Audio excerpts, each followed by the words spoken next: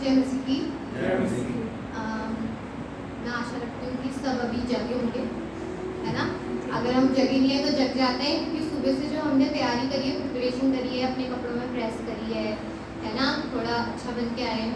तो क्यों ना हम प्रभु की हुजूरी में अपने आप को जीवित रखें, जागरूक रखें, क्योंकि good Friday it's not a ritual day, ये वास्तविकता अपने जीवन में हमें प्रभु के कार्यों को ग्रहण करने की बहुत ज़रूरत है।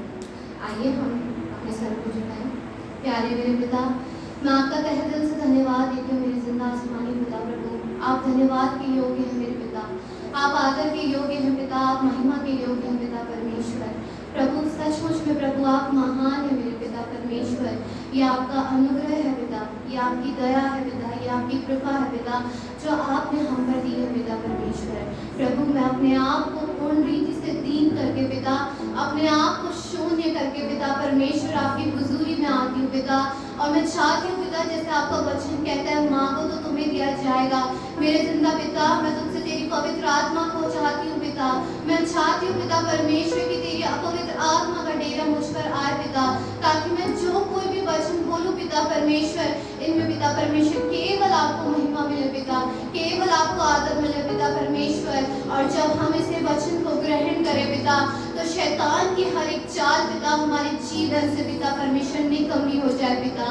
हम बड़े विश्वास के साथ पिता परमेश्वर इस प्रार्थना को आपके प्यारे बेटे यीशु मसीह के नाम से मांगते हैं, आमीन। एक बार सब बहुत जोर से हालेलुया बोलते हैं तालियों से, क्योंकि प्रभु हमारे बीच में उपस्थित है, तो प्रभु के लिए तालियां तो होनी चाहिए ना।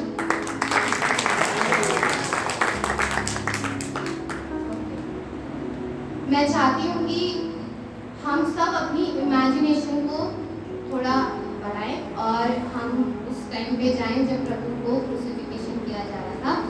और पहले कोई मेरे लिए पढ़ दे लूक 23 उसका 44 से 46 तक। लगभग 2 पहर से तीसरे पहर तक सारे देश में अंधियारा छाया रहा और सूर्य का उजाला जाता रहा और मंदिर का पर्दा बीच में से फट गया और यीशु ने बड़े शब्द से पुकार कर कहा, हे पिता, मैं अपनी आत्मा तेरे हाथों में सौंपता हूँ। और यह कहकर प्राण छोड़ दिए। मेरे ख्याल से 6 घंटे से प्रभु क्रूस पे लटके हुए हैं, ठीक है। अपनी इमेजिनेशन स्ट्रांग रखनी है। अब सोचिए अगर आप 6 घंटे से खड़े हैं तो आप उसमें ही थक जाएंगे, है ना। पर प्रभु क्या है, 6 घंटे से क्रॉस पे खड़े हैं। अब जैसे ही 7th आवर आता है तो क्या होता है, पर्दा हट जाता है और वहां से फिर प्रभु क्या बोलते हैं, हे पिता, मैं अपनी आत्मा तुझ पे सौंपता हूँ। Father, into your hand I surrender my spirit। आप क्या समझते हैं इस वचन से? हमने पूरे 6 वचन सुन लिए, बहुत सबने बहुत अच्छी तरह से बहुत प्रभु की बात बताई, पर बताऊं हम एक चीज मिस करते हैं, जो आज हम वास्तविकता में अपने जीवन में भी मिस करते हैं। वो एक है रिश्ता बाप और बेटे। वो रिश्ता जो आपके और मेरे प्रभु के बीच में होना चाहिए। मैं बेटी हूँ और वो मेरा पिता है, तो उसका और मेरा रिश्ता क्या है? आज प्रभु हमें बताते हैं कि उस टाइम पे आप देखेंगे लूका, अगर आप देखेंगे उसका 23 में ही आप देखेंगे 35 में लिखा है कि लोग खड़े खड़े देख रहे थे और सरदार भी ठट्टा कर करके कहते थे, इसने दूसरे को बचाया, यदि परमेश्वर का मसीह है तो वो खुद को भी बचा ले। जरा वो सिचुएशन सोचिए कि ऑलरेडी जीसस इतने पेन से गुजर रहे हैं और ह्यूमिलेशन हो रहा है ना। हमें ये चाहते ये सब हम अपनी लाइफ में भी देखें, क्योंकि आमतौर से हम अपनी जिंदगी में भी इन सब चीजों से गुजरते हैं। तो सोचिए कि प्रभु यीशु मसीह वहाँ पे है, क्रूसिफाइड है और लोग मजाक उड़ा रहे हैं, पर पिता की दृष्टि किसकी ओर गई? पर प्रभु यीशु की दृष्टि किसकी ओर गई? कोई बता सकता है? अभी तो पढ़ा हमने, पिता की ओर गई। एक्टिव रहिए कलीसिया, हम जीवित कलीसिया है ना। प्रभु क्या कहता है, father, into your hand I surrender my spirit। तो जब मैं ये वचन पढ़ रही थी तो मेरे दिमाग में कुछ क्वेश्चन आया और मैं आपसे भी ये सब क्वेश्चन पुट अप करना चाहती हूँ कि आज हम अपने आप आपको किसे सौंपते हैं? आज हमने अपने शरीर पर, अपनी आत्मा पर किसको अधिकार दिया है? आज हमने अपने जीवन पे किसको अधिकार दिया है? आज हमने अपने परिवारों पर किसको अधिकार दिया है? या मैं ये कहूँ, हम जब भिन्न भिन्न परिस्थितियों से गुजरते हैं, जब हम अपने दुखों से, कलेशों से गुजरते हैं, तो हमारी दृष्टि किसकी ओर है? परमेश्वर जब इस संसार में आया तो वो आपके और मेरे तरह ही आया, मानवीय रूप में आया। और परमेश्वर ने हमें ये प्रूव करा कि चाहे वो कितनी भी कष्ट और पीड़ाओं से क्यों नहीं गुजर रहा है, उसकी दृष्टि कहाँ है? उसके पिता ही हो। आज अगर मैं आपसे एक स्ट्रेट क्वेश्चन पूछूं कि अगर आपकी सिचुएशन अच्छी चल रही है तो बल्ले बल्ले है, अगर आज आपकी सिचुएशन अच्छी नहीं चल रही है तो आपकी दृष्टि किसकी ओर है? जैसे एक छोटा बच्चा होता है, अगर उसको चोट लग जाती है तो उसकी दृष्टि किसकी ओर होती है? अपने माँ की ओर होती है, पिता की ओर भी नहीं होती, अपनी माँ की ओर होती है। तो यदि आज आप और मैं अपनी जिंदगी में परेशान हैं, तो आपकी और मेरी दृष्टि किसकी ओर है? बहुत बड़ा क्वेश्चन है। हम हर साल, एवरी ईयर, 2000 साल पहले ही परमेश्वर हमारे लिए उस क्रूस पर कुर्बान हो गए। हर बार हम क्रूसिफिकेशन की कथा सुनते हैं, हर बार हम ये बातें सुनते हैं कि प्रभु क्यों कुर्बान हुआ, वो हमारे पापों के लिए कुर्बान हुआ। इवन मुझे ऐसा लगता है 5 साल का बच्चा भी ये बता देगा कि प्रभु क्यों कुर्बान हुआ। पर वास्तविकता में क्या हम सच में उसकी कुर्बानी को, या वो जो चीज है जो उसने लास्ट के वक्त पे भी उसने एक एक कथन के द्वारा हमें बताने की कोशिश करी, क्या वो आज हम अपने जीवन में पूरा करते हैं? आज हमारी कलीसिया सबसे ज्यादा अगर पिछड़ी है तो इस वजह से है क्योंकि आज हमारे प्रभु से कोई रिश्ता ही नहीं है। आज मैं जब ये क्रूसिफिकेशन की बात हो रही थी तो 3 मेन लोग थे जो प्रभु के बहुत करीबी थे। अगर कोई मुझे बता सके, कोई 3 थे वो जो बहुत प्रभु के करीबी थे और वो आज भी जेन्युइनली हमारे बीच में उपस्थित है। एक था पतरस, एक था यहूदा इस्करियोती और तीसरा था यहूदा। शायद आज हम सब इनके बारे में जानते हैं। यहूदा क्या था? उसने 30 सिक्कों के लिए परमेश्वर को क्या कर दिया? बेच दिया। पतरस ने कहा कि मैं तो तुझसे बहुत प्रेम करता हूँ, मैं तुझे कभी ना छोड़ूंगा, है ना? पर उसने क्या किया? 3 बार परमेश्वर का कर दिया। और यहूदा क्या निकला? जिसने कुछ भी नहीं कहा पर वो प्रभु के साथ खड़ा रहा। आप सबको ये कड़वी लगेगी, शायद मैं भी अगर यहाँ पे खड़ी हूँ तो मैं भी शायद अपनी मुसीबतों के समय पे पतरस बन सकती है ना? क्योंकि मैं भी तो यही कह रही हूँ ना कि मैं प्यार कर रही हूँ। चाहे आज हम कितना भी कहें कि हम परमेश्वर से प्रेम करते हैं, क्या जब वो सिचुएशन आएगी तो क्या हम प्रभु के लिए खड़े रहेंगे?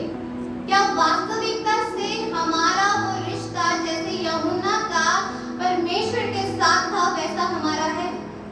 अगर क्रूस पे परमेश्वर ने ये रिश्ता दिखाया कि मैं चाहे कुछ भी हो अपने पिता पर निर्भर हूँ, तो वहीं पे यूहन्ना खड़ा हुआ था। उसने कहा चाहे कुछ भी क्यों ना हो जाए मैं यहाँ पे खड़ा हूँ। तो क्या आज आप और मैं ये कह सकते हैं कि हमारे जीवन में चाहे कुछ भी क्यों ना हो जाए, चाहे मैं गरीबी को देखूं, चाहे मैं बीमारी को देखूं, चाहे मैं कुछ भी क्यों ना देखूं, मैं परमेश्वर यहाँ खड़ा हूँ? बहुत बड़ा क्वेश्चन है। आज हम अपने जीवनों में आशीषों को इसलिए नहीं पा पाते क्योंकि हमारा कनेक्शन है नहीं, क्योंकि कहीं ना कहीं आज भी हम फरीसी और सदूकियों की तरह बिहेव कर रहे हैं। वो भी क्या करते थे? ऊपर ही ऊपर एक बाइबल की वर्ड से मुझे अच्छे से याद नहीं आ रही, परमेश्वर कहता है कि तुम जो कप है, बर्तन है, उसको तुम बाहर से साफ करते हो, तुम अंदर से साफ नहीं करते हो। आज वही हम मस्ती कर रहे हैं। आज आप जगह जगह पे देखो कि कलीसिया टूट रही है। क्यों टूट रही है? क्योंकि वहां पे भी यहूदा इस्करियोती है भाई, बेच रहे हैं सब चीजें। हम अपने ईमान को ही बेच चुके हैं। आज हम बड़ी बड़ी बातें इस पुलपिट से खड़े होकर कहते हैं कि हम प्रभु को प्रेम करते हैं, पर अगर वास्तविकता से किसी इंसान को हमें प्रेम और दया भाव दिखाना है ना, तो हम नहीं दिखाएंगे। हम सबसे पहले होंगे जो पीछे भाग जाएंगे। पर हम में से कुछ एक ही, मेरे ख्याल से 10% ऑफ पीपल होंगे जो यूहन्ना के गुण अपने जीवन में रखते होंगे। सोचिए, जब हम यूहन्ना के भी गुण अपने जीवन में नहीं रखते हैं, तो क्या वास्तविकता में हम यीशु मसीह के गुण अपने जीवन में रखते हैं?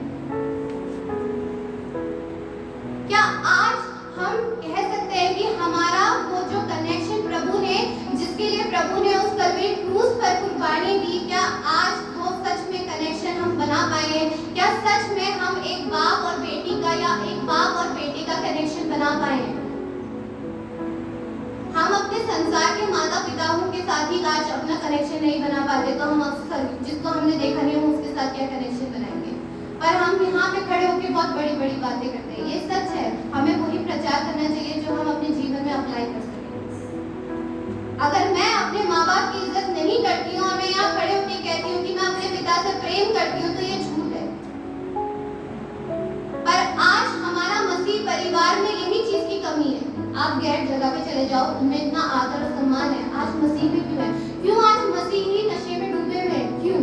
क्योंकि वो बाप और बेटे का रिश्ता है ही नहीं। आज हम बड़ी बड़ी बातें करते हैं पर वो रिश्ता हम बना ही नहीं पाए।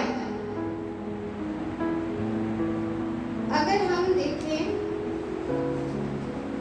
गलतियों उसका 13 करें कि मसीह क्यों श्रापित हुआ। मसीह ने जो हमारे लिए शामिल बना, हमें मोल लेकर व्यवस्था के शाप से छुड़ाया, क्योंकि लिखा है जो कोई काट पर लटकाया जाता है वह शापित है। यह इसलिए हुआ कि अब्राहम की आशीष मसीह यीशु में अन्य जातियों तक पहुँचे और हम विश्वास के द्वारा उस आत्मा को प्राप्त करें जिसकी प्रतिज्ञा हुई है। अब देखिए, जब जीसस क्रूसिफाइड हुए तो बहुत से लोगों ने सोचा कि यहाँ पे कहानी खत्म। आज हम लोग सोचते हैं कि हम गुड फ्राइडे को आ जाएंगे, ईस्टर को आ जाएंगे, क्रिसमस को आ जाएंगे, चाहे हम संडे डेली वर्शिप अटेंड करते हैं, यहाँ पे कहानी खत्म। पर यूहन्ना एक ऐसा इंसान था, एक ऐसा ही चेला था, 12 चेलों में से सिर्फ एक वो चेला अलग था जिसे पता था, क्योंकि वो प्रभु की बातें गंभीरता से सुनता था, क्योंकि प्रभु बार बार अपने चेलों से कहता था कि वो समय आने वाला है, वो समय आने वाला है। जैसे आज हम भी बार बार ये सुनते हैं कि परमेश्वर का आगमन निकट है, पर उसको क्या पता था कि अगर ये क्रूसिफाइड हो गया है तो यहाँ पे कहानी खत्म नहीं है, अब क्या है, नया जीवन शुरू होगा। पर आज क्या आप और मैं बार बार इस वचन को सुनने के बाद क्या हम वास्तविकता से प्रभु की कमिंग के लिए, सेकंड कमिंग के लिए तैयार हैं? हम तब तक तैयार नहीं हो सकते जब तक हमारा कनेक्शन प्रभु के साथ नहीं होगा। परमेश्वर कहता है मांगो तो तुम्हें दिया जाएगा। अब जब हम संसार में हैं, हम बच्चे हैं, हम अपने माता पिता से किस हक से मांगते हैं? ना हक से मांगते हैं। हम कहते हैं हमें ये चाहिए, तो हमारे माता पिता देता है। परमेश्वर का वचन क्या कहता है कि जब तुम संसार के पिता होने के नाते अपने बच्चे को भली वस्तु देना जानते हो, तो क्या मैं स्वर्गीय पिता होने के नाते अपने धर्मी जन को भली वस्तुएं दूंगा नहीं? तो आज क्यों मेरे प्रिय हम अपनी निराशाओं में, अपनी चिंताओं में, अपनी बीमारियों में प्रभु को भूल जाते हैं? क्यों हम अपना भरोसा अपने धन पर, अपने लोगों पर रखते हैं? जरूरी नहीं है कि अगर आपके पास धन दौलत है तो तभी आप आशीषित हैं। परमेश्वर का वचन ये भी कहता है कि दुष्ट के धन और संपत्ति को देख के मत देखो, क्योंकि वो समय आएगा कि वो छत में उगी हुई घास के समान उखाड़ कर अग्नि में फेंक दी जाएगी। असली धन है परमेश्वर का प्रेम, असली धन है परमेश्वर की सहभागिता।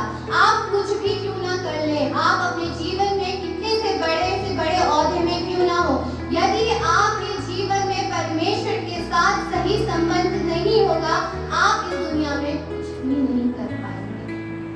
वो समय आएगा जब आपको अपना लिखा चिट्ठा देना पड़ेगा, तब हम क्या कहेंगे? तब ना ही हमारी धन संपत्ति, ना ही जैसे मैं डॉक्टर हूँ तो मेरा डॉक्टर पर मुझे बचा नहीं पाएगा कि मैं परमेश्वर की नजर में क्या हूँ। मैं अगर मेरा संबंध मेरे पिता के साथ सही नहीं होगा तो कुछ भी मुझे नहीं बचा पाएगा। आज कब तक हम परमेश्वर को अपने पाप के लिए फिर से बार बार श्रापित करते रहेंगे, बार बार उस कलवरी क्रूस पे चढ़ाते रहेंगे? और कब तक, सबसे बड़ी बात जो मुझे आजकल अपने मसीह परिवार में लगती है कि हम शैतान के झूठ को पकड़े रहते हैं।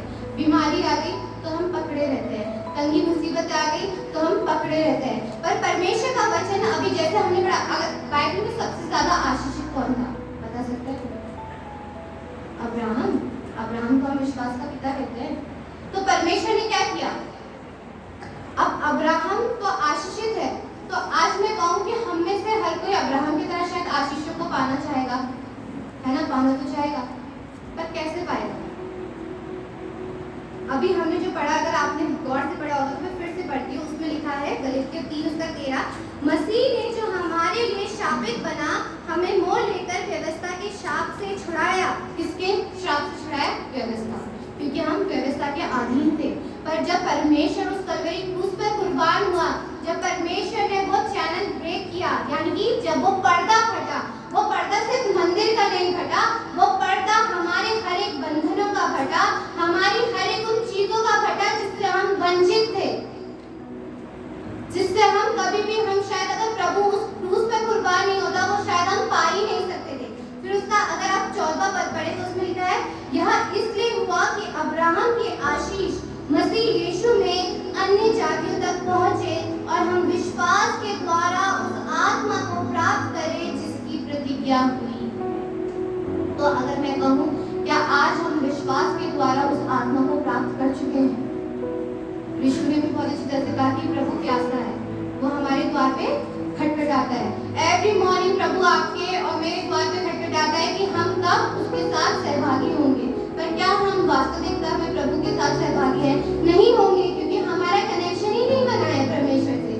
आप कुछ भी कर लो, जब तक आप वो लिंक नहीं बनाओगे, आप वो कवरेज नहीं पार करोगे, जो एक ब्रिज है जो प्रभु ने हमारे लिए बना दिया, उसको नहीं कर पाओगे, तो आप कभी भी परमेश्वर के पुत्र और पुत्री नहीं कहलाओगे, चाहे आप कितनी भी कोशिश कर लो।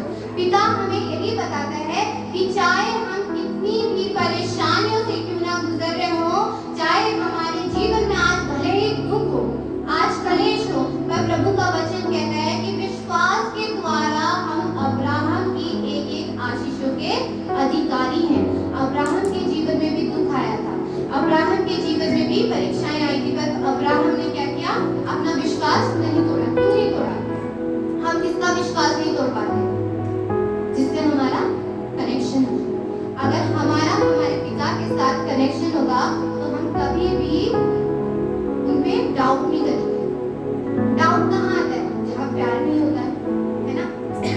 प्रभु ने तो डाउट नहीं करा जब वो मेरे लिए उस पर कुर्बान हुए, या आप भी उस पर कुर्बान हुए। उन्होंने डाउट नहीं किया कि आप मन नहीं कराएंगे, क्योंकि वो हमसे प्रेम करते हैं। तो आज मैं कहूँ कि हम में से कितने लोग अब्राहम के आशीषों को पा चुके हैं? तो कितने लोग हाथ खड़ा करें? अगर आप वास्तविकता से परमेश्वर के साथ वो लिंक और वो कनेक्शन बना चुके हैं, तो आज आप इस वचन में उत्पत्ति से लेकर प्रकाशित वाक्य तक जितनी आशीषें, जितनी प्रतिज्ञा कही गई है, उन सब के अधिकारी हैं, उन सब के वारिस हैं। अगर आप गलतियों में देखेंगे, आगे उसका 28 में लिखा है, हे भाइयों, हम इसहाक के समान प्रतिज्ञा की हुई संतान हैं। हम कौन? मैं और आप परमेश्वर की चुनी हुई कौम है। मैं और आप हर एक उस चीज के अधिकारी हैं जिसके लिए आज हम संसारिक रीति से तड़पते हैं। क्यों? क्योंकि हमने शैतान को अपने हृदय में कार्य करने दिया। क्योंकि आज हम और आप कितना भी कुछ भी कर ले, जब तक हम हृदय की गहराइयों से परमेश्वर के साथ वो कनेक्शन नहीं बनाएंगे, तब तक मैं और आप उस चीज के अधिकारी नहीं हो पाएंगे। हम मृत्यु से डरते हैं, पर परमेश्वर, अभी हम एक गाना गाते ना, ए मौत तेरा डंक कहाँ, ए कब्र तेरी फतेह कहाँ।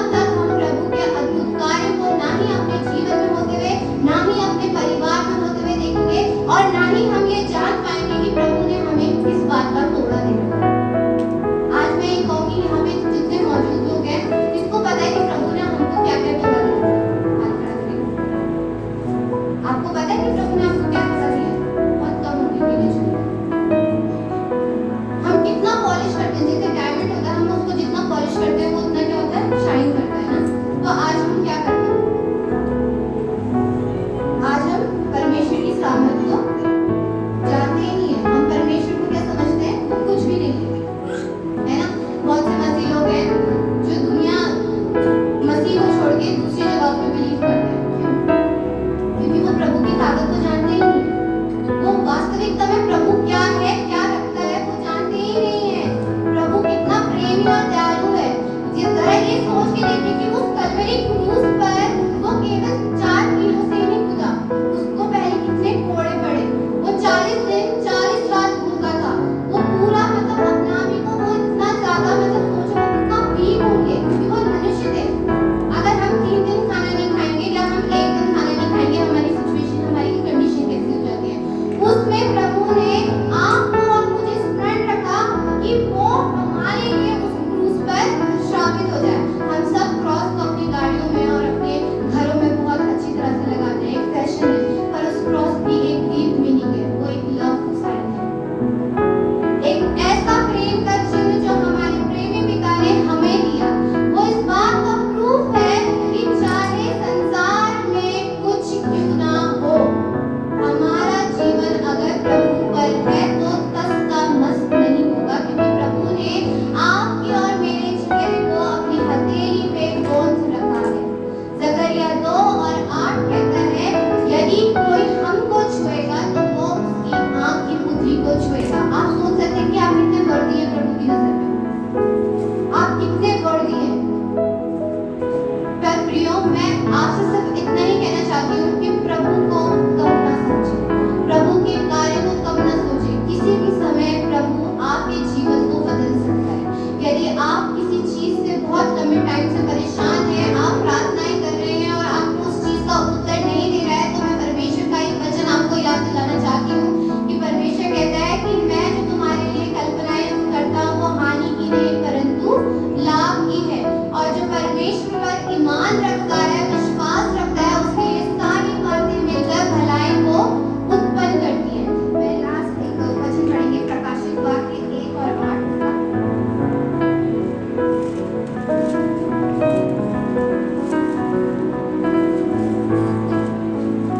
प्रभु परमेश्वर जो है और जो था और जो आने वाला है, वो सर्वशक्तिमान से यह कहता है, मैं ही अल्फा और ओमेगा हूँ।